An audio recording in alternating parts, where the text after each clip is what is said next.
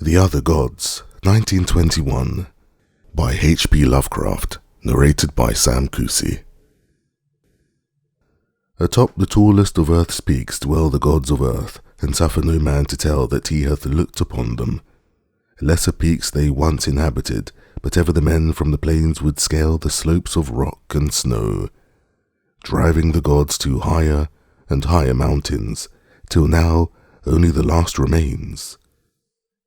When they left their older peaks, they took with them all signs of themselves, save once, it is said, when they left a carven image on the face of the mountain which they called Ngranic.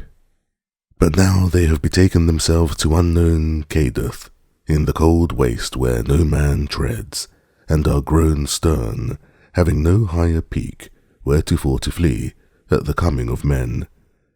They are grown stern, and where once they suffered men to displace them, they now forbid men to come, or coming to depart. It is well for men that they know not of Kadeth in the cold waste, else they would seek injudiciously to scale it.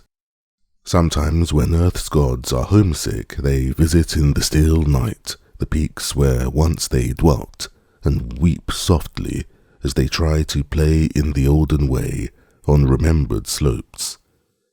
Men have felt the tears of the gods on white-capped Thurai, though they have thought it rain, and have heard the sighs of the gods in the plaintive dawn winds of Lerion. In cloud ships the gods are wont to travel, and wise cotters have legends that keep them from certain high peaks at night when it is cloudy, for the gods are not lenient as of old. In Otha, which lies beyond the river sky, once dwelt an old man avid to behold the gods of earth, a man deeply learned in the 7 cryptical books of San, and familiar with the narcotic manuscripts of distant and frozen Loma. His name was Barzai the Wise, and the villagers tell how he went up a mountain on the night of the strange eclipse.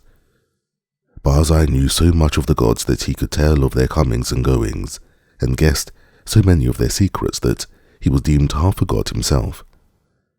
It was he who wisely advised the burgesses of Otha when they passed their remarkable laws against the slaying of cats, and who first told the young priest Atal where it is that black cats go at midnight on St. John's Eve.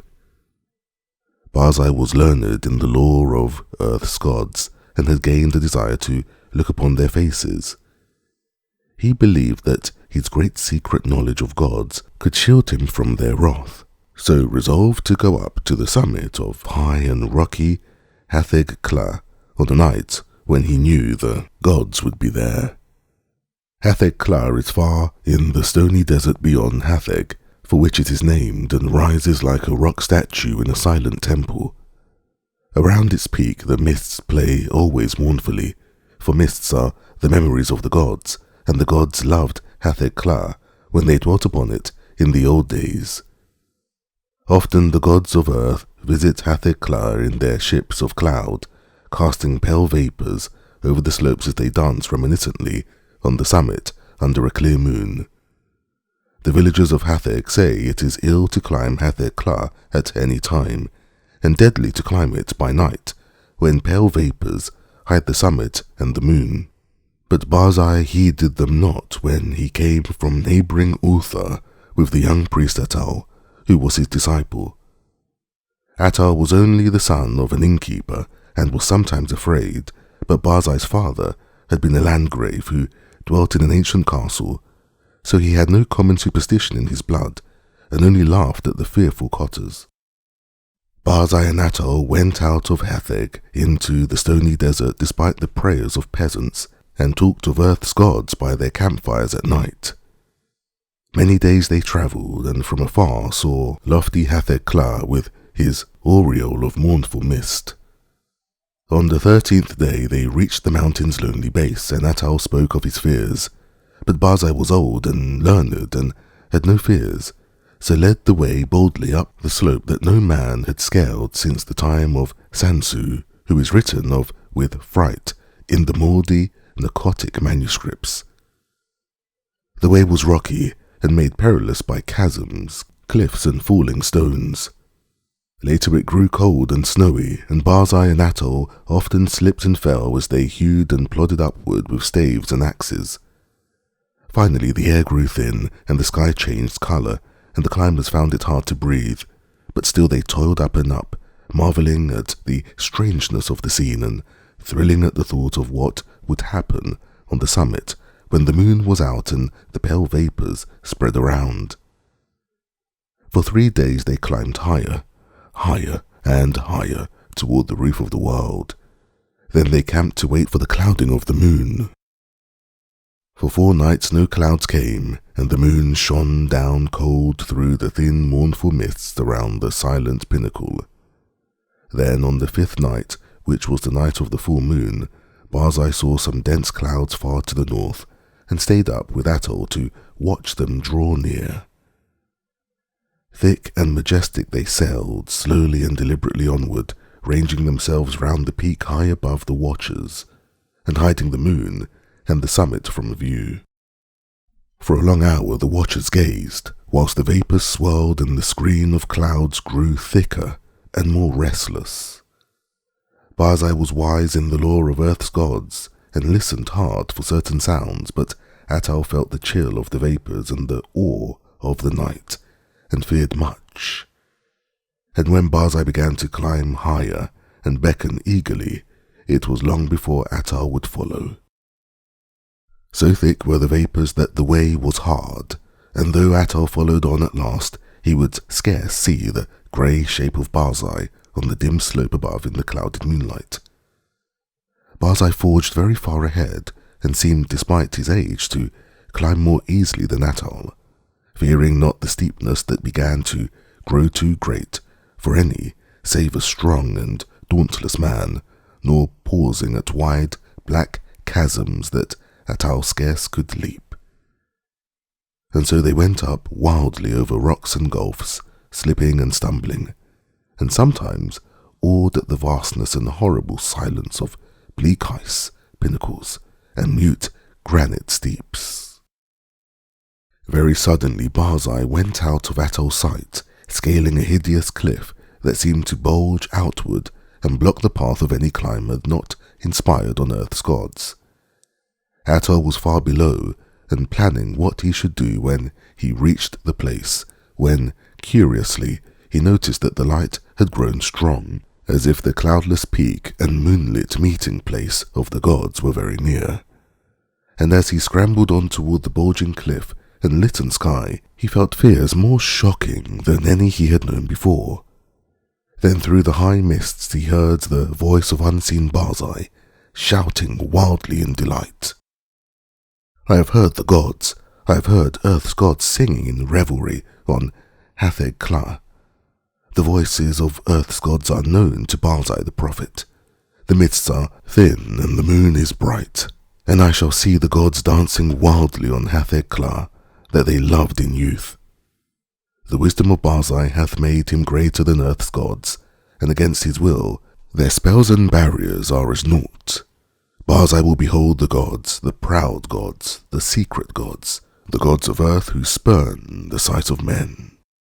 Atal could not hear the voices Barzai heard, but he was now close to the bulging cliff and scanning it for footholds.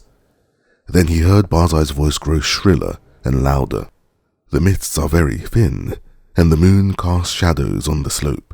The voices of Earth's gods are high and wild, and they fear the coming of Barzai the Wise, who is greater than they. The moon's light flickers as Earth's gods dance against it.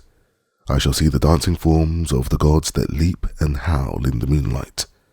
The light is dimmer, and the gods are afraid.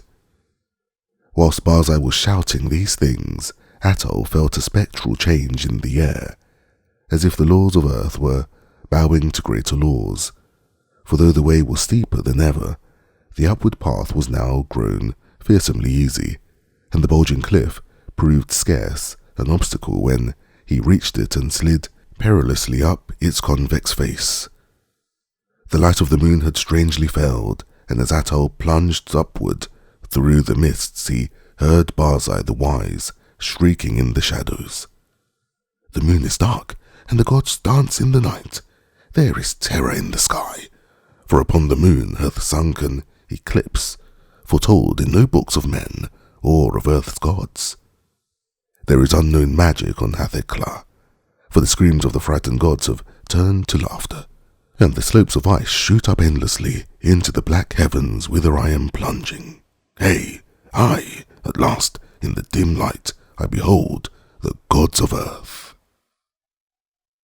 And now Atal, slipping dizzily up over inconceivable steeps, heard in the dark a loathsome laughing, mixed with such a cry as no man else ever heard save in the phlegethon of unrelatable nightmares, a cry wherein reverberated the horror and anguish of a haunted lifetime packed into one atrocious moment. The other gods, the gods of the outer hells that guard the feeble gods of earth. Look away, go back. Do not see. The vengeance of the infinite abysses, that cursed, that damnable pit. Merciful gods of earth, I am falling into the sky. And as Atal shut his eyes and stopped his ears and tried to jump downward against the frightful pull from unknown heights, there resounded on Hatheg-Kla that terrible peal of thunder, which awaits the good cotters of the plains and the honest burgesses of Hatheg and Nir and Ulthar, and caused them to behold through the clouds that strange eclipse of the moon that no book ever predicted.